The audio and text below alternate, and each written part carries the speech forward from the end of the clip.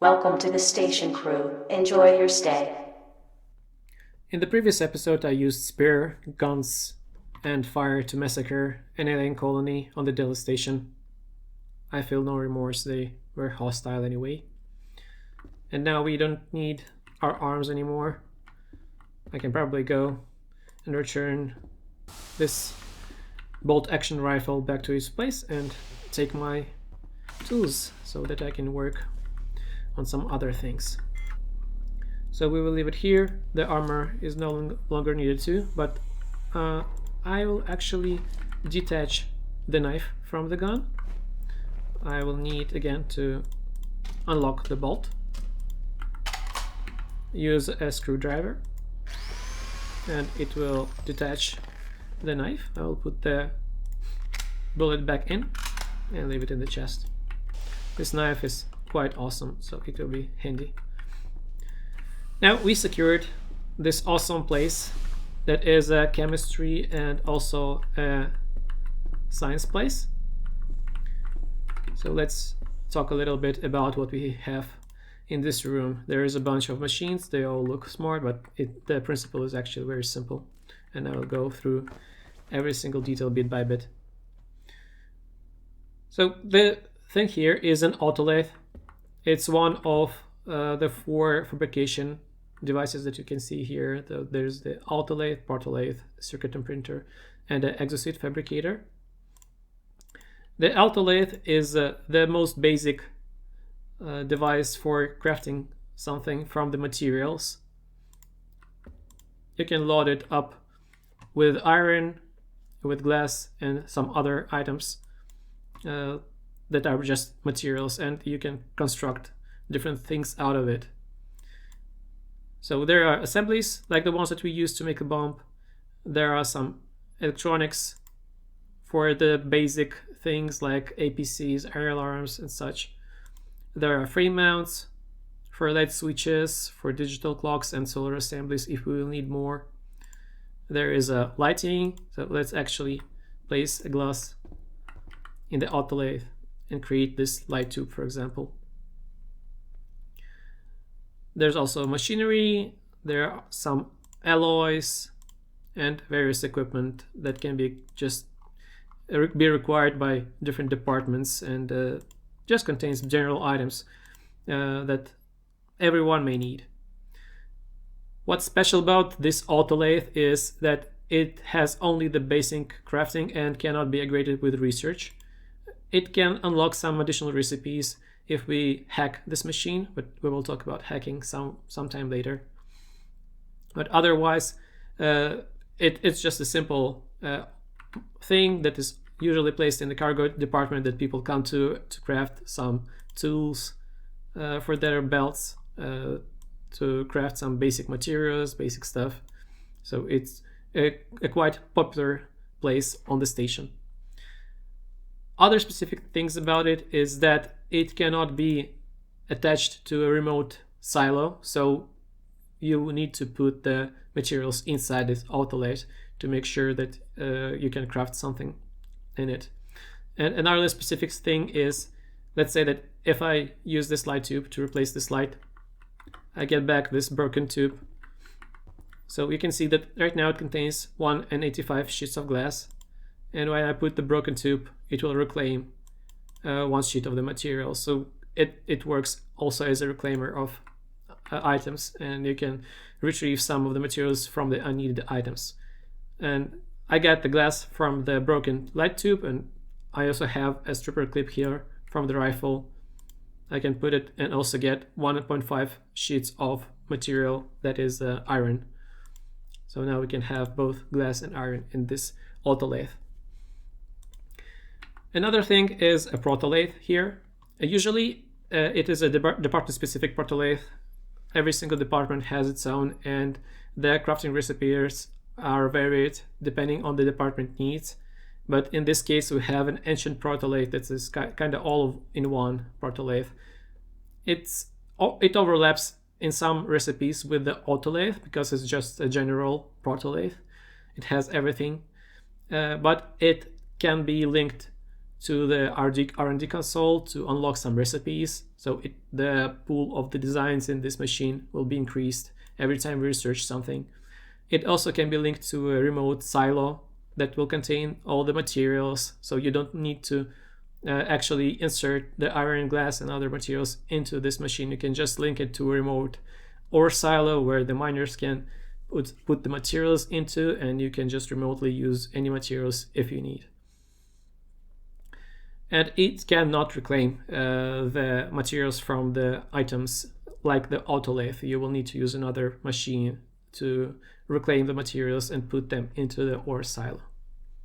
It has the same designs as the Autolathe. Well, not exactly the same, but some of them are overlapping, but some are specific to Autolathe. So you may need both machines if you need to craft something. But notably, you can see the construction things here similar to the Autolathe. It also has some cybernetic parts in case if you need to augment someone. It has some different equipment sets. It has some modular computers, so like you can make a laptop here. It also has the stock parts, while the Autolathe also have them. It has some basic parts, but it will be upgraded in the Protolathe, and some other tools and machinery and weaponry. Now for the actual machines and computers, you will need also the circuit imprinter. It's similar to the Protolathe, but it is not for crafting the tools and items. It is for crafting different boards similar to this one that you can see here for the R&D server. And you can take a look at the computer boards here. It's actually the circuits for these computers, because you will not get a computer popping out of this machine. You will get a circuit that you can use to craft a console. It has also the circuitry for the mechs and circuitry for various machines, including the mech fabricator. So the fourth fabricator that we have in this room is this mech fabricator. It's called Exosuit Fabricator. It's used to make some mech parts, some mod suits, which is essentially an exosuit that you can put on yourself, and it will be kind of a robot that's wraps around your body. And also some cybernetic stuff if you need to create a robot or augment someone. Right, other than the fabrication, we have these parts here. So this is another thing that the the science department is responsible for, is upgrading the different machinery on the station. I also have this high capacity power cell with me. So these 6 items on the table are the stock parts, and they're quite easy to understand actually. So the power cell, as you can tell probably, has a charge and it's used to power something. The capacitor is a stock part that reduces the power consumption of some things when upgraded. The laser is responsible for the efficiency related to the thermal actions or some energy related things. The microserver is responsible for the efficiency of some mechanic things like fabrication efficiency. Matter bin is usually responsible for expanding some capacity of the storage. Let's say that this Protolathe has the basic matter bin. It will have a certain limit of the iron and glass that I can put in, but when I upgrade the matter bins in the Protolathe, it will be able to store more. And the scanning module is usually responsible for the scanning abilities of the devices. So the science department usually spends research points to upgrade the parts and then distributes these parts throughout the station to upgrade certain machines. But the upgrades require more power. With every single upgrade, the machines start using more electricity, and if I start upgrading just every machine right now will run out of power quickly, because right now all that we have is the solar array, and it will not be enough to power the entirety of the station if we start upgrading without thinking about what we are doing. Okay, now another thing that the science department is doing is they're doing research. You can see that R&D console here, and right now it says that there are no available points. That is because we don't have any R&D server set up. So let's do this. There is a destructive analyzer that is used to destroy some items to extract research from them, but for now we don't have anything we can use. So I will deconstruct it. I'm using the screwdriver with the right click to open the panel of the device, then a crowbar to deconstruct it.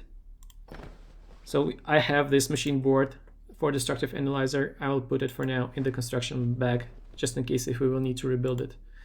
There are some stock parts, so you can see that it had some servos, scanning modules, and a micro laser.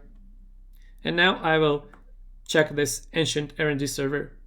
It says that I need 2 cable pieces and 1 scanning module to complete the machine. So I will put this in this machine frame instead of the old circuit. Put 2 cable pieces and also put the scanning module as it was asking, and then complete the assembly with a screwdriver. With this we get the R&D server, and it automatically connected to this console, and you can see that it started generating some research points, specifically 52 per second. The research tree is quite big.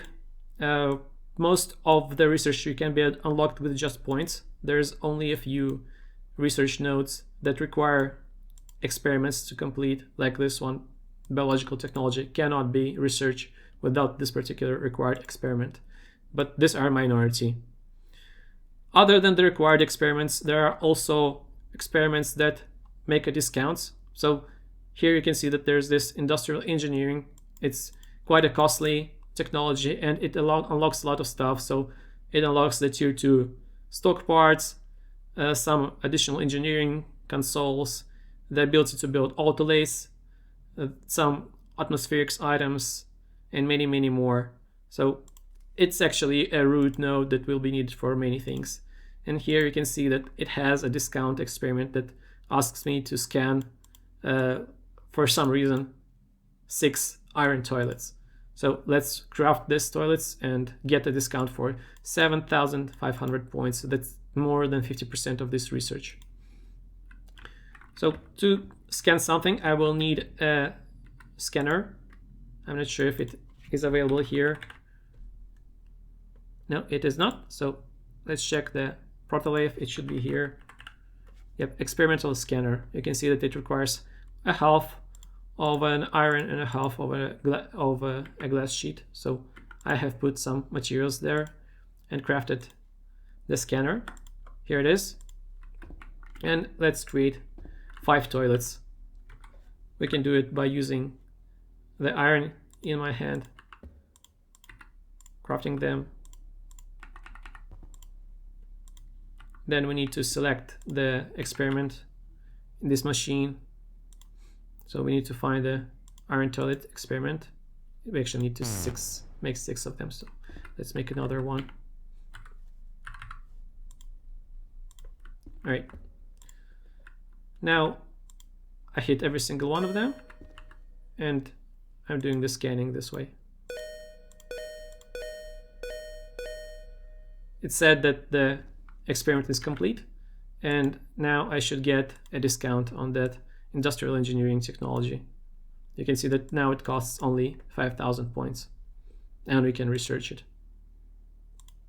It already expanded the list of other available researches. You can see that now I can make tier 3 parts and also start researching some other things. But other than scanning experiment, there are also an autopsy experiments. So let's try to actually do some dissection. First, I will deconstruct the toilets because I don't need them, obviously. We will use the iron for something else. And then I will grab this alien, place them onto this operating table, take the surgical drapes, and start the surgery that is an experimental dissection. To do this, I need to click the surgical drapes on this alien drone, and I will start the experimental dissection. So I need first to make an incision And to do this, I would actually need some surgical instruments that we've seen then on the beta station, but we can use something else for that. There's other tools that are worse for surgery, but can do the job. So I'm using my combat knife instead of the scalpel, essentially. Now, we need to retract the skin, and to retract, I think I can use the wire cutters. And I'm using, yeah, I failed it, so it did it again. Now it succeeded. And then I will need to clamp bleeders, I believe. I'm not sure what I can use for that, but let's actually make a hemostat here. I will make it in the Protolathe.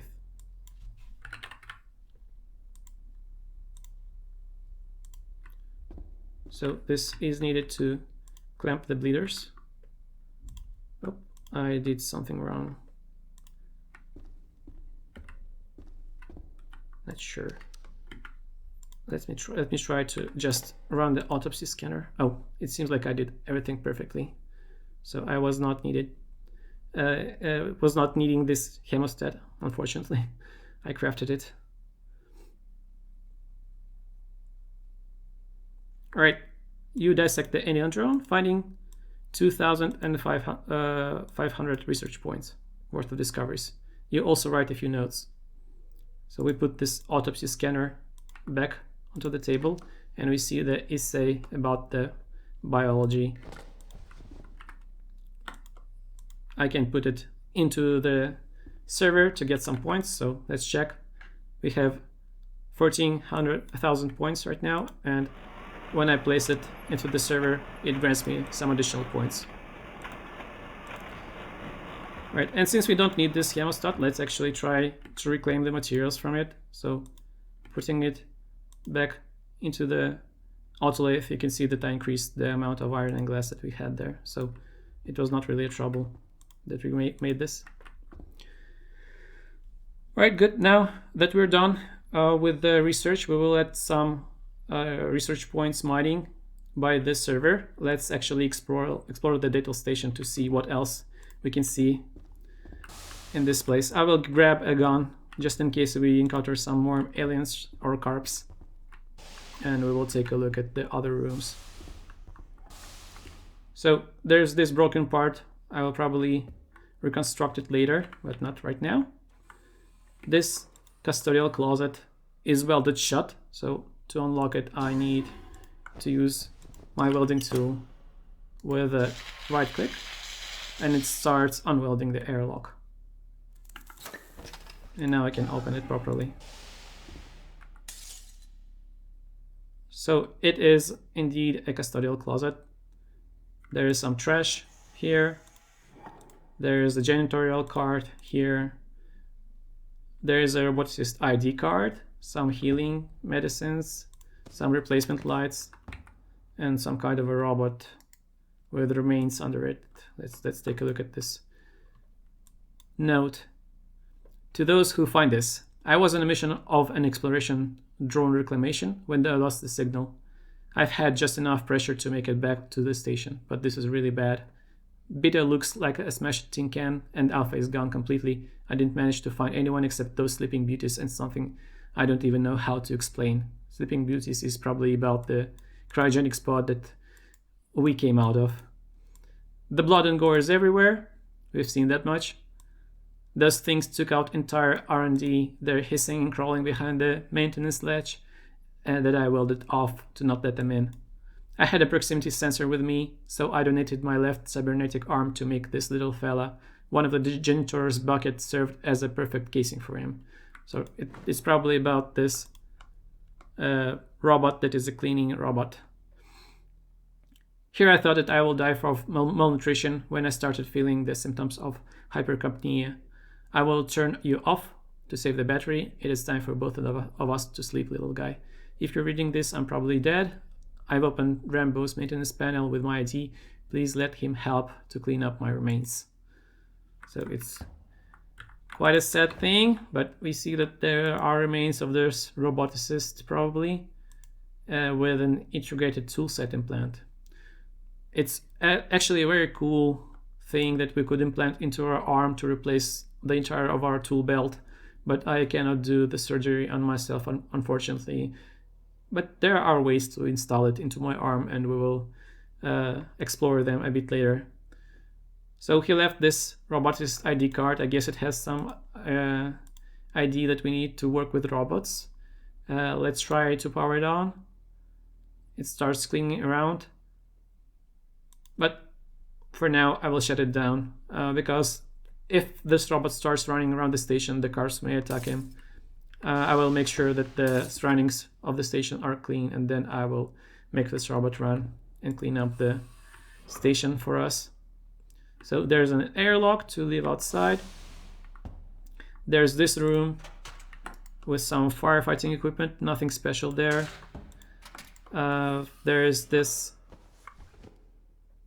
toolbox that's basically the same as we've seen there. Let's just replace our wrench with this nice red one. There's another thing that has also this medkit. There are some additional things that you may wish to know about, but we will talk about this in the episode related to the surgery and medbay stuff. There's a strange object that's also quite an interesting thing that we need an experimenter for. We will use it sometime later in the next episodes. Alright, let's explore this room with lockers and a console. So this is a laboratory with the inventory closets. There are prototype mod suit, health analyzer, prototype energy gun, and a singularity generation disk. What the hell is it? Not sure. Do not remove without the captain and research director's authorization. They're nowhere around, so I can really take a look at those. Okay, so let's take a look at this modular suit. This is a prototype powered exoskeleton, a design not seen in 100 years, a first post-void war era modular suit to ever be safely utilized by an operator. This ancient clunker still functional, though it's missing several modern day luxuries from updated Nakamura engineering designs. Primarily, the suit's myoelectric suite layer is entirely non-existent, and the servers do very little to help distribute the weight evenly across the wearer's body, making it slow and bulky to move. Additionally, the armor plating never finished production aside from the shoulders, forearms, and helmet, making it useless against direct attack. The internal heads-up display is rendered entirely in the monochromatic sign, leaving the user unable to see long distances. However, the way the helmet retracts is pretty cool. Alright, let's actually try to see how this mod suite looks like. It seems like we enter the device and it does something with us. Yeah, it just stripped us of our clothes, making us enter this mod suite. We'll probably move into this mod suite later. Right now, you can see that even when I'm staying idle, it consumes some energy, and when I move, it's quite slow. So for now, I will just turn it off, and we'll talk about this when we start dealing with the downsides of the mod suites, and we will cover the different modules in the robotics episode probably. So I disable the suite and leave it here for now. Taking my staff back and my duffel bag as well. Alright, let's go to the next one. So here's the prototype health analyzer. So it's essentially a handheld variant of the health analyzer. Years of research have conducted this device, which is capable of diagnosing even the most critical, obscure, or technical injuries any humanoid entity is suffering. It's easy to understand format that even a non-trained health professional can understand. The health analyzer is expected to go into full production as the standard issue medical kit. So it seems like a proper health analyzer that tells us how healthy we are, and also can tell with the right click the reagents that are inside my body. Awesome. We'll be able to use it to check our injuries later. Right, moving on to this next thing. It's a prototype energy gun. is the first energy rifle that has been successfully been able to not only hold a larger ammo charge than other gun models, but is capable of swapping between different energy projectile types on command with no incidents. So I can set it to stun or to kill. So to stun, it will shut a defibrillator, I guess, well, a shock to disable someone, and the other mode is kill. So okay, quite nice. I think it's better than our laser gun because it says that it has extended capacity, so we'll probably switch to that one. This weapon still suffered several drawbacks. It's an alternative non-laser file mode, can only fire one round before exhausting the energy cell. Okay, wish I knew that earlier. The weapon also remains prohibitively expensive. Nonetheless, Nanotrace and market research fully believe this weapon will form the backbone of our energy weapon catalog. The K14 is expected to undergo revision to fix the ammo issues. The K15 is expected to replace the stun setting with the disable setting in an attempt to bypass the ammo issues. Alright, so the K14 is still good, so we'll grab it with us. And this sounds quite bad. This is a supermatter crystal shard. A motor powered generator typically comes in two forms: infusion reactor and fission generator. Fission provides the best space to power ratio, and it's typically seen on military or high security ships and stations. However, fission reactors require the usage of expensive and rare materials in its construction. Fission generators are massive and bulky and require a larger reserve of uranium to power. However, they are extremely cheap to operate and need little maintenance once operational. The supermatter aims to alter this. A functional supermatter is essentially a gas producer that generates far more radiation than fusion or fission generators can ever hope to produce. So yeah, it is a supermatter crystal shard. Let's try to take a glance. Indeed, I will close it until nothing bad happens because it's quite unstable. We will definitely set it up sometime later, but for now we will leave it here. Right, I'll proceed next. Let's put this energy gun into the charging. Now this room, we have already explored it. This part, I somehow skipped this. It's a biolab. Hope we will see no xenos here. There is a biohazard suit with a science bag. I hope that we will not need it here. And also a shower. Let's try to actually turn it on. Oh yeah, it is working. And we cleaned off the blood that we had on us and also got the mood for the nice shower. Good to be clean. Alright, seems like nothing hostile here, luckily. Read a note. Diary note, emergency. Oh god, the station is still cracking from the heavy impact in the port direction. The power is down, comms not responding, the air supply pipe dispressurized, and I can feel the artificial gravity weakening. The whole department is running around in panic. I'll just pray that engineers won't let the engine delaminate. And the Idean spawn have broken out of the containment area due to the impact and slipped into the vent. Okay, so it seems like this may have been a root cause of this all alien issue. I had a bad feeling about this. I bet you did. But I doubt that now is the right time to make guys hunt for that. What they call my pet cockroach, and the research director is scary. It seems like this pet cockroach was behind the massacre of the entire Delta Station crew. So yeah, it's quite a shame that it broke out from this containment area. There's also some growing vat. We'll explore this sometime later, so it's all related to cytology. Diary note, Molly. It has been several months since our Molly passed away. She was our most valuable crew member, especially compared to that prick that happily threw a party to make sure that beef won't go to waste. Oh, how I miss her warm milk. I've put Molly's biopsy in the fridge and almost completed their solution. So this is about a cow, and there is Molly's biopsy, so these are the cells of the cow. This researcher seems to have been trying to basically revive the cow that he liked, and he prepared something to do this with the cytology technology. So the next steps are to pour the broth to the growing vat, add 1 dropper of the solution, add moist biopsy to the vat. Yep, this is exactly what cytology is. Just need to make sure that the solution, I use the correct bottle this time. I'll even mark it as solution for Molly. This is it. Or I tend to mix things up. I can already feel the endorphin release from hugging her again. If everything goes well, I will try out those slimes, the paper spraying, as a feature of the science. They say that the cell lines may be found on anything moldy and rotting, and these small blobs have crazy mutation potential when properly fed. We will definitely take a look at the cytology and xenobiology later. We have everything that we need for it here. There are also some goodies in the chest and the pandemic to work with the viruses, and virology is also a thing I want to explore. Some trash here and nothing in the chest drawer.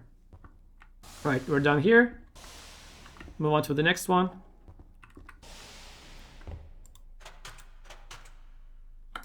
Just trash and a chest with some materials. So let me actually leave this trash here and grab this chest with me. I think I already have missed 1 chest in that previous maintenance.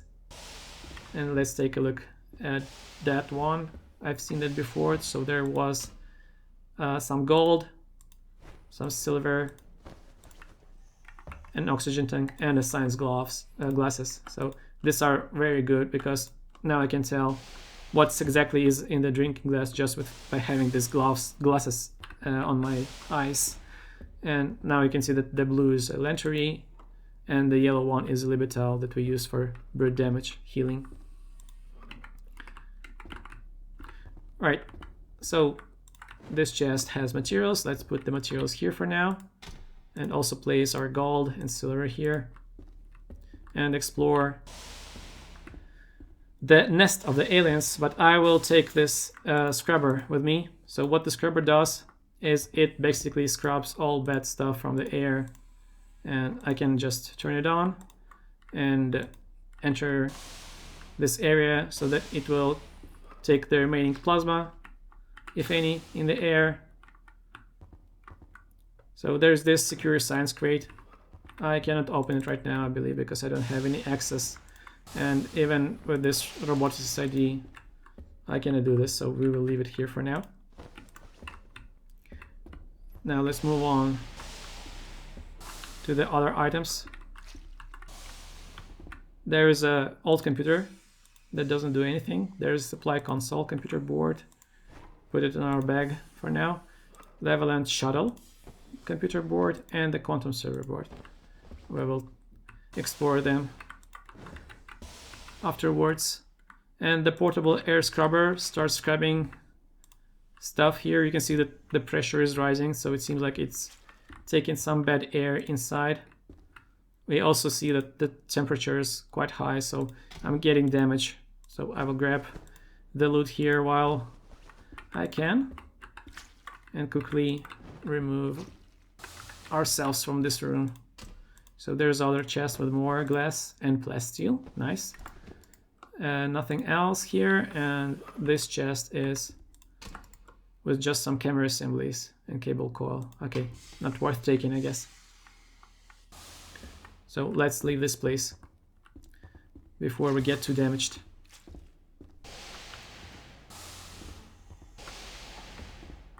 Right, good. Now we have quite a lot of materials here. So we have gold, we have silver, we have plasma.